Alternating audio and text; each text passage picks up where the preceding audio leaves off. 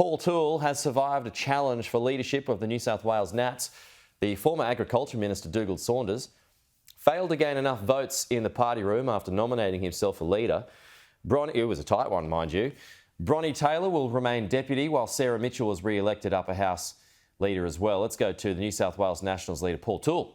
So, Paul, good to see you. Thanks for your time this morning. Are you relieved to survive the spill? It was a tight one in the end. It was a tight one, Peter, but it was also part of our convention. Every time we have an election, straight after the election, all positions are actually made vacant.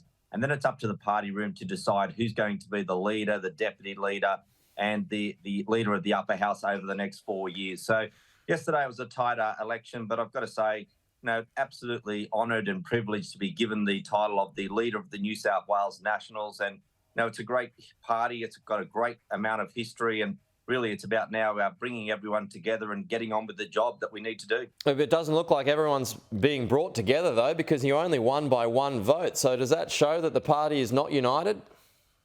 I think one of the things that unites our party is the fact that we all have one common goal, and that's actually to stand up and fight for people of regional New South Wales. And that's one of the things that we continue to do. Even before the election, I think we found that everybody was working tirelessly, all working for the same cause, and that's exactly what we'll continue to do. So, look, I'm, as I said, I get on with the job. It's a big job ahead as well. We've got to make sure that we hold the Labor government to account. We've got to make sure that they're continuing to represent regional New South Wales, and we need every member of the party to be doing that.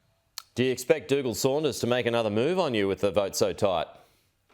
Well, I think one of the things that we find with the National Party is that once they make their decision, we all move on.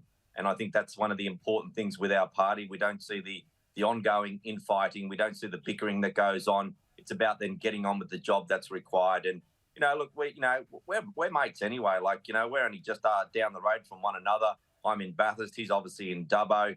We worked very closely during the campaign. I gave him the title as a minister during the last government as well. So we've been able to work very closely, and we'll continue to do so. Okay. Have you had a beer together since the vote?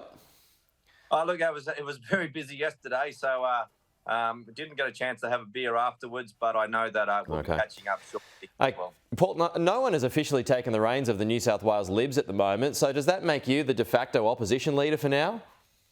Well, it probably does, I'd say, Peter. So, we had our party room meeting yesterday, and that was the first time that the party came together. We're still waiting for the Liberal Party to wait for all votes to be counted in a couple of seats, and then they're expecting to have their party room meeting in a couple of weeks' time. So, hopefully they can get that done sooner rather than later, because obviously there's some big business that needs to be sorted out. We need to sit down and determine who's going to be undertaking on some of those important shadow ministry roles. And, look, I can say right now that the National Party have certainly made the New South Wales Labor government really consider some of those roles for regional New South Wales. They were saying previously they weren't going to have a Minister for Regional Health. We've been able to guilt them in actually having a Minister now for Regional Health in Ryan Park.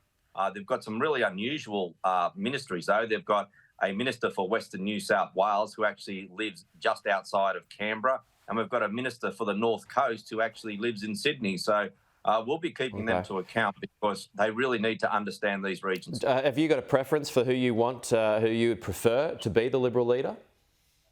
Look, no, that's no matter for the Liberal Party. At the end of the day, I'll be sitting down with whoever that person may be and working out what we need to do to go forward, because there's many people out there that, want to see the National Party continuing to represent the regions. And, I'll be looking forward to seeing who it is in the coming weeks. So is there a shadow role that you'd put your hand up for?